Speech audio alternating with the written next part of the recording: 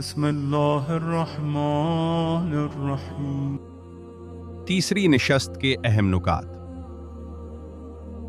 دعا، عبادت اور مغفرت کی طلب خصوصاً ماہ مبارک رمضان میں بنیادی طور پر امام زمان سے مربوط ہونی چاہیے۔ دعا کی ابتدا اللہ تعالیٰ کی نعمتوں کے ذکر سے ہونی چاہیے، اور جو شخص اللہ سے کچھ پانا چاہتا ہے اسے چاہیے کہ حمد و ثناء الہی کے ذریعے اپنے اور خدا کے درمیان فاصلے کو کم کرے۔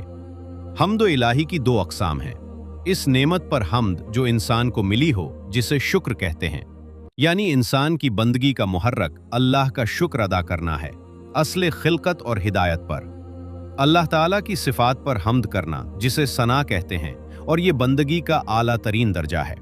جتنا انسان خودخواہی اور دنیاوی وابستگیوں سے دور ہوگا اور پروردگار کے سامنے عاجزی اختیار کرے گا، اتنا ہی اس کی زبان پر حمد و ثناء الہی جاری ہوگی اور وہ اس حمد سے لذت محسوس کرے گا۔